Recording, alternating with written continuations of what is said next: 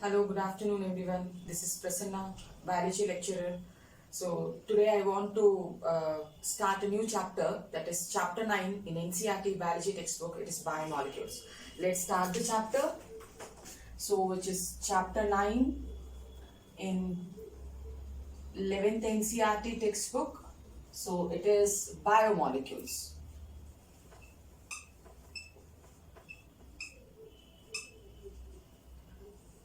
So having years of experience in training students for national, state and other board examinations, so I thought of making a video and uploading it so that it can help the students all across, right? So before starting this chapter, biomolecules, now I want to give a tip like in 11th standard NCERT textbook, there are 5 units. Like before every unit, we need to see description about a scientist. Likewise, if you go to unit number 3, so we have this 3 units. One is and the unit number 3 we have cell, biomolecule, cell cycle and cell division.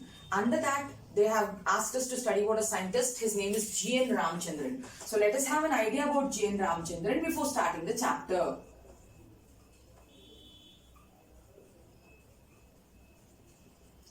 Now, who is G.N. Ramachandran?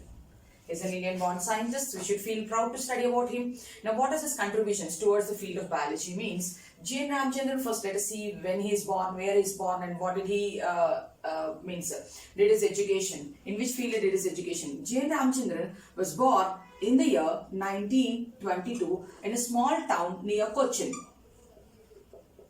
And in the year 1942, he finished his BSc Honours in physics. His father, Ramachandran's father, is a professor of mathematics in a local college and he trained him towards mathematics or calculations and all. Now in 1949, he finished his BSc Honours from Madras School University. And he went to Cambridge University to come to do his PhD, and in 1959 he finished his PhD. In 1959 he finished his 49 he finished his PhD. Now there he met a scientist. At that time, that scientist, his name is Linus Pauling. He was publishing the structures of 2 protein models. One is the alpha helical structure and the second one is beta sheets. Linus Pauling were publishing the structures of 2 conformations of proteins. One is alpha helical structure, other one is beta sheets. These 2 come under secondary structures of proteins. They come under secondary structure of proteins. Then he was influenced by Linus Pauling and he also wanted to propose a structure for a protein molecule.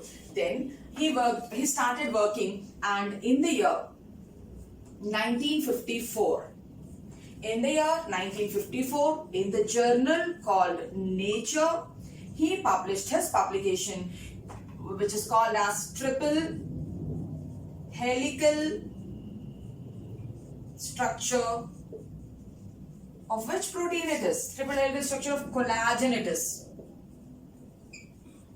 You know, this point has been asked in the previous NEET examination.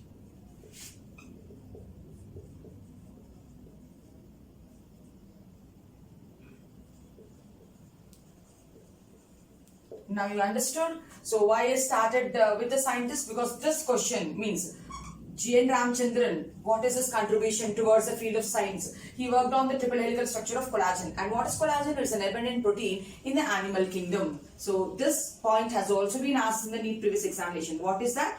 What is collagen? Collagen, what is it? It's an abundant protein where in animal kingdom. So I'm not writing it again. So I'm telling that this point has also been asked in the previous NEET entrance examination. See, this point and this point have been covered from the NEET previous paper. So we should be keen to understand this. Collagen is an abundant protein in the plant kingdom and the collagen triple helical structure was proposed by Ramachandran. Right? Now, Ramachandran also proposed Ramachandran plots.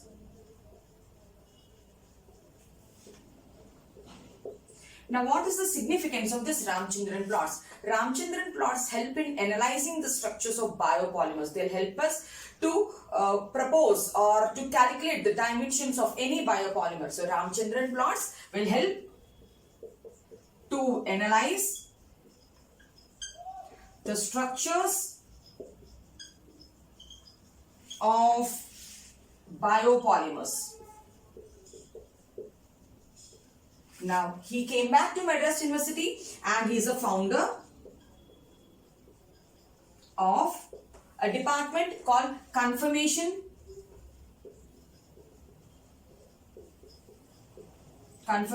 Studies of Biopolymers. Where did he establish this department?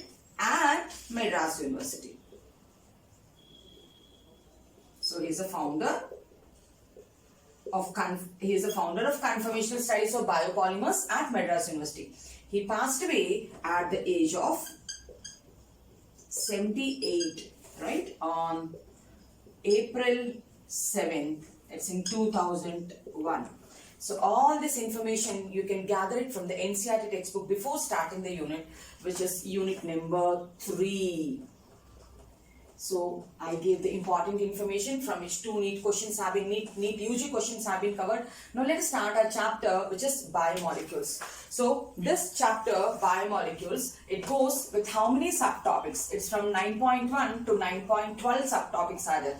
So let me plan to make 12 or 13 videos to complete this chapter, so it will be helpful for the students to understand line to line, concept by concept crystal clearly, so that you can easily crack the NEET entrance examination.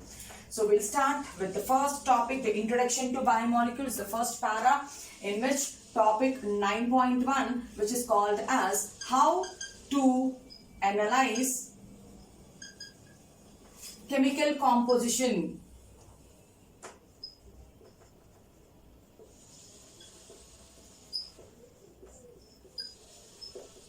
This is our first topic and this is intro to the topic.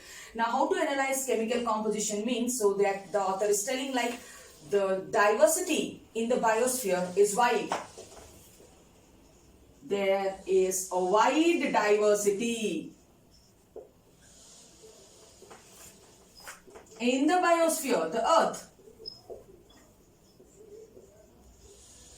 And now the point comes is, so it has different plants, animals, microorganisms. All these living organisms like plants, animals and microorganisms, are they made up of similar compounds or there is diversity here? So if you, then the next question which comes in our mind is, are all living organisms are made of similar compounds or elements? This is our question.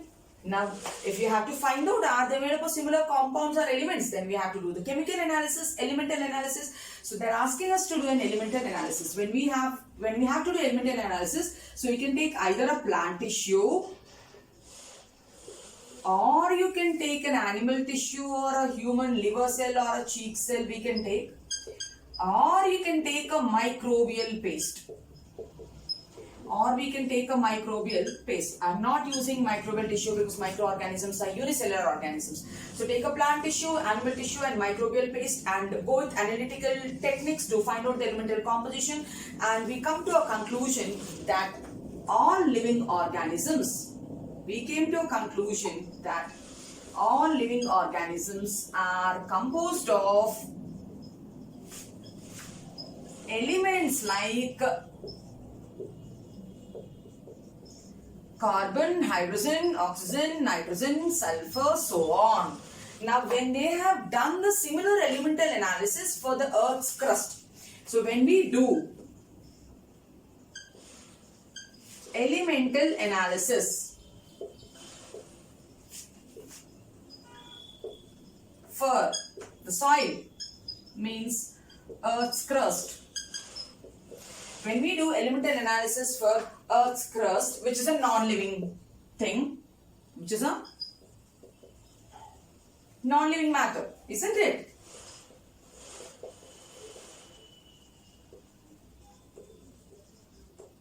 Similar type of compounds have been revealed in the Earth's crust also. Similar type of elements are found in the soil also. Now again a question arises in our mind. Like these elements, what's the difference between the elemental composition of a living tissue to the non-living tissue? Now the question arises in our mind is, what is the difference between the elemental composition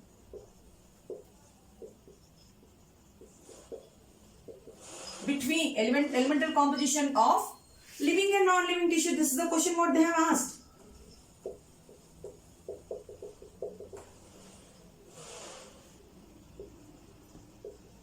And the author has given the answer also there. So they're telling, in absolute terms, there is no difference in the elemental composition. I'm writing the same. So we'll tell, in absolute terms,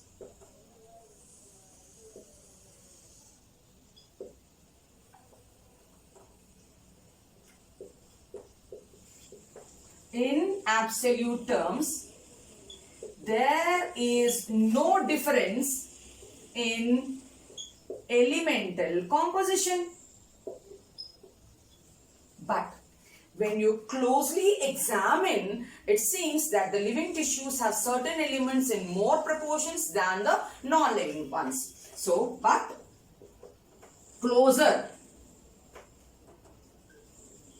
examination reveals that the living tissue contains certain elements like, can you guess what are the elements? Certain elements, the carbon, hydrogen in more concentration than the non-living matter.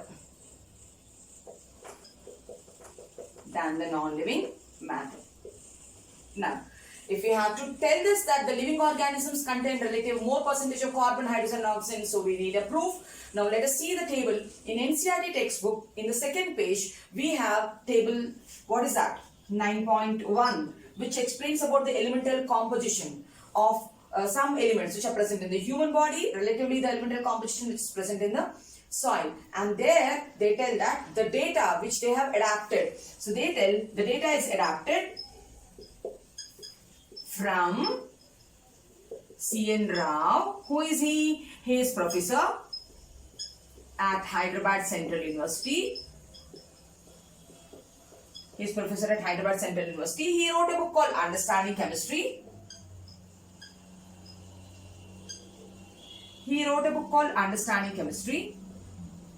From this book, they collected the data. So that information they have presented us in table number 9.1. Let us first look at the table and see the elemental compositions, right? Hope you understood this board. This is introduction to how to analyze a chemical composition. So we have seen how they have done, how did they find out what are the elements present in a living tissue, and how can we differentiate a non-living matter from living matter. How can we differentiate? Like some elements are more in the soil, some elements are more in the human body, depending upon the functions, what do they do, right? Now let us look at the table, because so tables are also important. You know, from this chapter, biomolecules, if you check NEET UG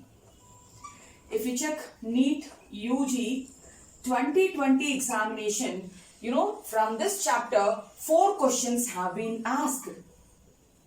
Similarly, if you go with NEET 2021 UG entrance examination, so there are 5 questions which have been asked from this chapter, right?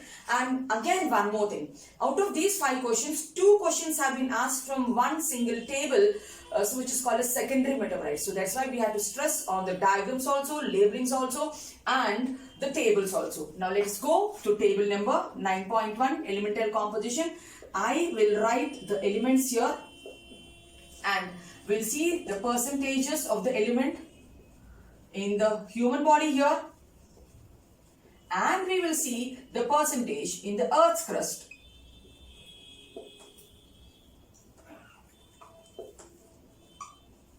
Now let us start. I will go in an order so that it will be easy for you to understand and remember. So the first element which I am taking is magnesium. The concentration of magnesium in human body, you can remember it is 0.1 percentage. And the concentration of the next element, MnOP, so goes with sodium. The concentration of sodium will be 0.2. Then we'll go with sulfur. The concentration of sulfur is 0.3. That is why I maintain this order, so it will be easy for the students to remember. 0.1, 0.2, 0.3, but 0.4 is missing. We'll go to the next element, hydrogen, where the concentration it will be 0.5 percentage. After hydrogen, we will go with the next element, calcium. We know that calcium is required for the bone strength, it's required for the teeth, it's required for the metabolism also, blood clotting also. So then obviously calcium concentration will be more in the body than how much it is. It is 1.5. Then we'll go to the next element. I'm going to nitrogen. You know nitrogen is also important. Our body is made of proteins and put some amino acids have nitrogen. So the concentration of nitrogen will be 3.3 percentage. Then after nitrogen, let's go to carbon. The concentration of carbon in our body, how will you remember the concentration of carbon? You just plus all these things. 5 plus 5, 10. 13, 16, 17, 18 plus 1, 19. Means approximately the value should be 19. So I'm taking it down as 18.5. So if you total all these things, you can get the concentration of carbon. So in this way, you can remember. Now next one, we will go with oxygen. So we know how much oxygen is important, like people because of corona, like because of the respiratory system is getting damaged, leading to their death. Means oxygen concentration certainly is more on living body, how much it is. Certainly it will be more than all these things, it is 65 percentage. And the last element which is called as silicon. So we don't have silicon compounds, it's negligible in our body. It is negligible in our body. So these are the percentages. Let us see what's the percentage in the soil then. Now magnesium concentration, if it is 0.1% in the human body, then in the Earth's crust, the composition of magnesium is 2.1. If the sodium concentration is 0.2 in our body, then here the concentration will be 2.8. If the concentration of sulfur is 0.3 in our body, the concentration of sulfur in the soil will be 0.03 then. So it is 0.003 percentage. And the concentration of hydrogen will be more in our body, only that what we told the last statement, carbon, hydrogen, oxygen are more in the human body. The concentration of hydrogen will be 0.14 then. And calcium concentration will be more inside the soil. So how much it is? 3.6 then.